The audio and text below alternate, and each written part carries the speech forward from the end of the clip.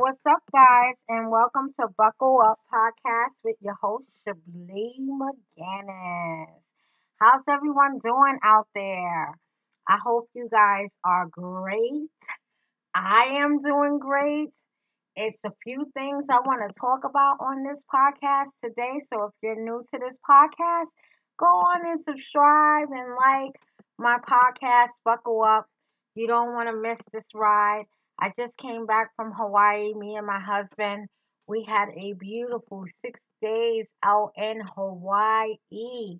If you haven't been to Hawaii, it is a must do on your bucket list at least one time. It is a beautiful island that is part of the United States, and you don't even need a passport to get there. Okay? The people are so beautiful, friendly, welcoming.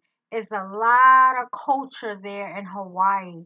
The beaches are beautiful. It's paradise that you don't even need a passport to go to. So I hope that you guys at least make it once out there and experience the people and the culture out there. Uh, my husband and I, we were out there for his cousin's wedding, which was absolutely beautiful. Um, it was supposed to be 50 people, but 16 people showed up, but it was okay because it was still a beautiful day. They looked beautiful, they looked blessed, and we had a phenomenal time out there. It was my husband and I first time going out to Hawaii, and we fell in love with it. I am planning a return trip out there for 2025. I want to try to do it around my birthday. We just met some beautiful people out there. Like the people out there are so friendly and so welcoming.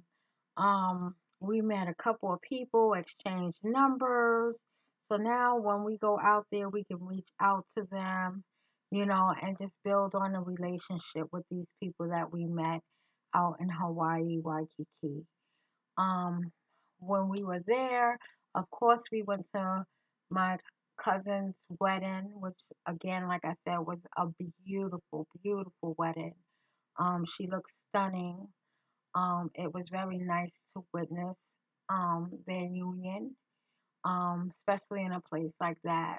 So that was awesome. That was the highlight of the trip, no doubt. But after that, my husband and I, we went on some tours of the island of Hawaii. So we went to a luau, which was phenomenal.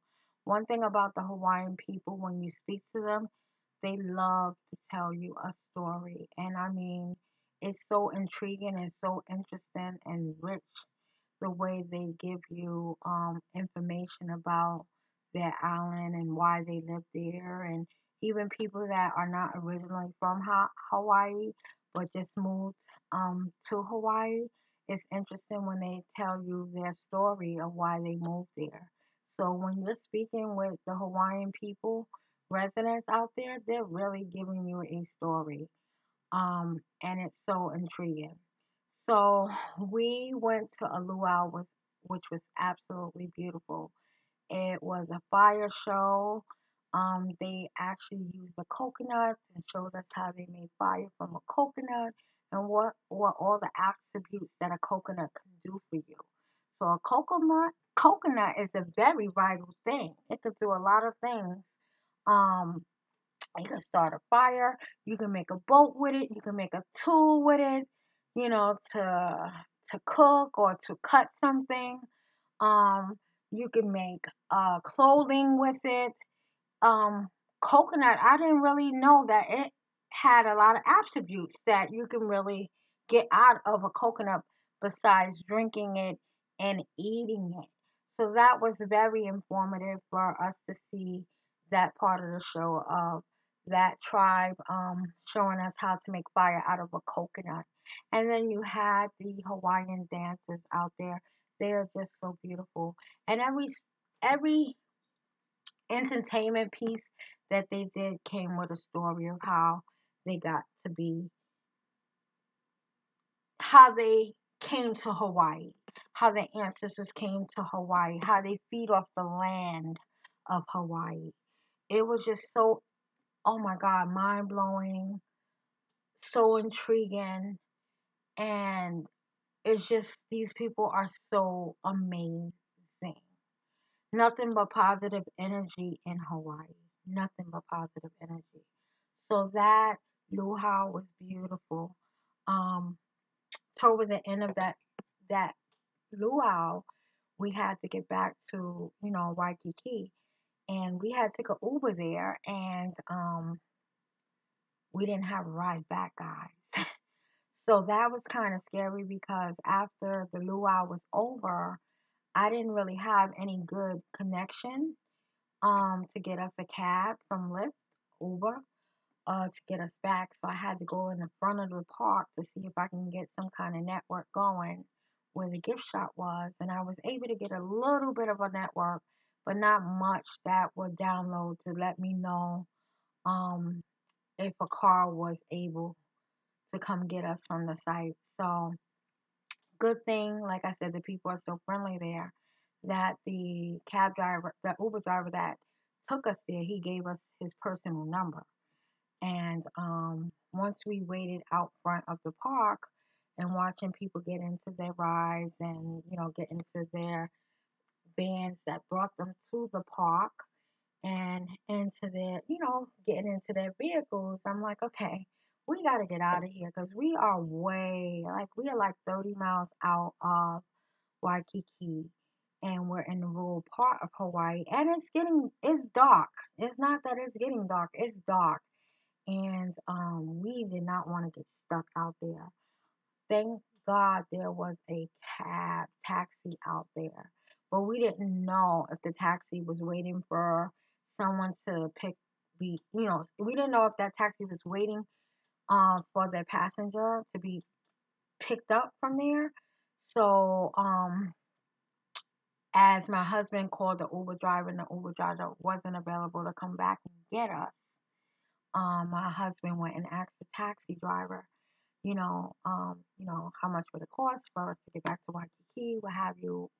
And they started talking, and then my husband came back and he said, listen, you know, um, this taxi said he can get us back to Hawaii. He'll get us 10% off of the bill because the Uber driver that we had that wasn't available, but he could become available, but he wanted $80 to come back out there. And I was like, I do not want to pay $80 for an Uber. But by the time my network came up to see the rate for an Uber, that was kind of the rate coming back to Waikiki from where we just came from. So where we were just at. So I'm like, oh my God, how did the rate go from $27 to get here? And now it's like $96, $100. And this taxi is gonna, take 10% off of, you know, the rate for us to take us back to our hotel. So we jumped in the cab because we had no choice because he was the only cab out there. And everybody were getting into their transportation to go back to wherever they were coming from. So we get into the taxi, which was a blessing. And like I said, the Hawaiian people, the locals, they have stories to tell. And when we got in the car, I thanked his name is Ahmed. So shout out Ahmed. Um, I thank Ahmed for, being a blessing to us because we would have been stuck out in that part of Hawaii, seeing that tour. Um, and it's only because we scheduled that tour at the last minute where we couldn't get transportation. So the people who scheduled us told us we can get an Uber there, but they didn't tell us that it's going to be hard to get an Uber back because the connection is not that great out there. But moving forward, we get into Ahmed's taxi, and I'm just telling him thank you, what a blessing he is to us, and he tells us that he comes out there every Sunday. Sunday is his day off, but he works on Sunday and he goes to that particular spot because they have that event going on every Sunday. And he says he sit out there for 2 hours. And he sits out there until the last person leaves out of the park. I was amazed. I really was amazed that he said that because he says he does this every Sunday. And he's like, there's the reception is horrible out here. I come every Sunday just to make sure that nobody gets stranded because it has been times that people got stranded out there, you know. And he says that's why he sits out there until the park closes. And he says sometimes, nobody comes in his cab, but he'll still sit out there just to make sure that nobody is left behind and is stuck on that part of the island. So I thought that was such a kind act for someone to do and a selfish act for someone to do, you know. And it's not about him making money to sit out there because he said it's times that he'll sit out there for the 2 hours and wait for the last person to leave, and the last person left, and nobody needs a cab, you know. And it happens on a lot of occasions, and then it don't happen on some occasions. He said, but he refused, you know, to not go there on Sundays in case, somebody really needs him. And I'm glad that he chose to go that Sunday for us because we were tourists of Hawaii, of the state of Hawaii, and we didn't have a ride coming back. So I thank God that he was out there, and I thank God that he does this every Sunday. It's not a Sunday that he said he missed a beat. So shout out to Ahmed because Ahmed, if it wasn't for you, I don't know how we would have got home back to our hotel that day. But that is just the spirit of Hawaii that I fell in love with, that my husband fell in love with. So I'm telling you guys that, try in this lifetime to make it there at least one time. You will not have a bad experience. The spirit of Hawaii is real. The people are kind and they are loving. The beach. Oh my God, we got a chance to go to the beach. The beach is beautiful. Beautiful. The water is so blue. The water is so gorgeous. Gorgeous. It's a breath of fresh air. When you're out there, you are so serene. You don't have a care in the world. You're just listening to the wave. You're just feeling the coldness and the warmness of the ocean. You're listening to the people around you having fun, children laughing and screaming of joy and happiness. And it's just a beautiful feeling. It was so relaxing to be on that beach. My husband and I, we got a chance to get to the beach twice. The second day that we got there, well, our first full day that we got there, and then the day before we left, we made sure after our tour from the luau that we got a chance to go back to the beach in the evening time to kind of get a feel of the water. Those waves are something else, baby. If you don't know how to swim, you need to be careful in them waters because those waves are serious. Them tides are serious. I don't know how to swim, but I sat in the water enough where I was comfortable. And when I tell you them waves came, baby, and pulled the girl back in the sea a little bit, I was like, oh my God. I wasn't scared because I had took some swimming lessons. So some of the fears that I've had, I don't have those fears anymore. Um, but I knew that I didn't want to go deep in the water where I wouldn't be comfortable. I needed to be at a level that I was comfortable. So I did that at all times and still had a beautiful time. My husband was in the water and, sitting in the water, the waves was pulling him and he's a swimmer, but he didn't take the chance either to go that far deep in the water because those waves are serious. Those are really some surfing waves, baby. So you see these guys out there surfing, guys and gals out there surfing, having a great time. They are one with the ocean. So, it's a sport that they love to do, it's a sport that they grew up doing, And in Hawaii, surfing is really big because what they have there is the ocean. So they have to come one with the ocean, and you can see that in the culture. You can see it, you can feel it. It's just a beautiful thing. It's a tropical thing, and it's a nice tropical vibe. So that was one of the things that we did. We had a hotel with a pool. We didn't even go to the pool at one time. Like I mentioned the word pool to my husband, and he was like, "Pool what? We're going to the beach." I'm like, "Okay." Even though it took me all day to get the sand out of my sister locks, but okay, it's worth every minute of it. But we had a blast,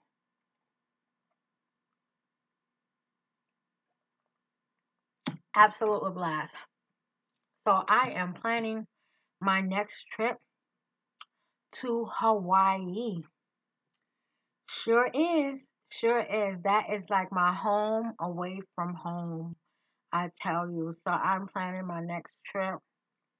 Um, this time I want to take my immediate family because I really want them to experience what we experienced. So I'm trying to see if I can get my sons and my sister and my nephew, maybe some cousins to come out there with me and my husband and just share the experience of Hawaii because it's such a beautiful place. We went on some more tours of the farms, of the macadamium farm, the fruit farm, and I mean everything there is from the earth. Like you could tell the difference in the food from compared to the food here in the mainland and in the U.S. states. The food is definitely different.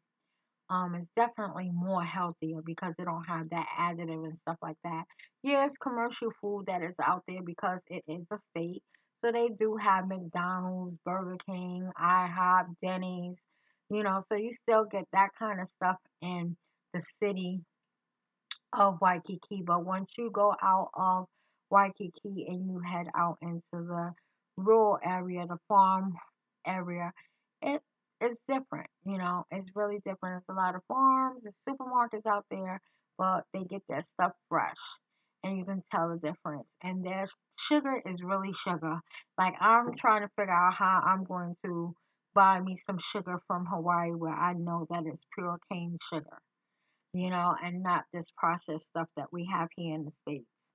But that's another topic. So we visited farms out there, which was beautiful. We got to taste and buy things from people, that are local who do these things handmade.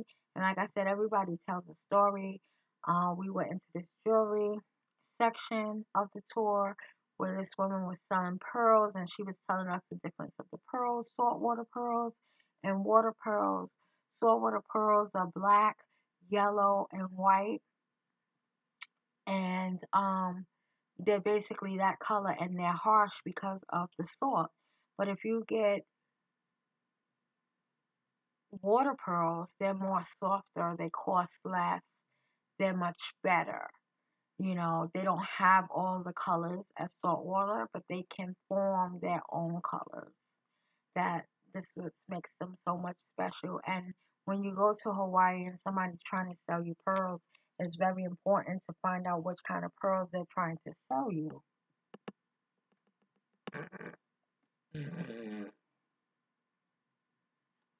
Important on what kind of pearls they're trying to sell you because you don't want anyone to sell you any saltwater pearls. And saltwater pearls are always going to be higher than water pearls. So you always want to get water pearls when you go to Hawaii or you go to anywhere that's selling pearls and they're supposed to be real pearls. You ask if it's saltwater or water pearls. If it's saltwater pearls, please pass on it. If it's not saltwater pearls, it's just pearls, water pearls, you can get those. It's gonna be less expensive. Um, but like I said, Hawaii is a beautiful, beautiful place. And we had so much fun. And I cannot wait to return back there to see those beautiful people again and experience some more extraordinary things in that place called Hawaii. So, guys, I wanted to say start this podcast with my trip to Hawaii, coming back. In other news today, I've heard that, Kamala Harris has a running mate, which is Waltz. So it's going to be Harrison Waltz. I don't know much about this gentleman. I only heard like little snippets of his video of what he was talking about, him accepting the the him accepting to be on the ticket for Harris and Waltz, which is a good thing. I know he's the governor of Minnesota, and he, did a lot of great things for that state, or was doing a lot of great things for that state. So they're saying that this is a great ticket um, for Kamala Harris. So I'm hoping that we win this election so that we don't have to have Trump in office. Because if that man gets in office, I don't know what I am going to do. I got to figure out a quick exit plan out of the U.S. for 4 years if he's in office. Seriously. But I'm glad that she picked the running mate, and they're hitting the ground running with their own tour of the states to have people know what the ticket is about and to get people out there to vote on November 5th. So that is actually awesome to know that she has a running mate. So that is great. So I am going to end this Buckle Up podcast with what I always do at the end of each podcast. I am going to pull out a word, and let's see what I get for the word for today.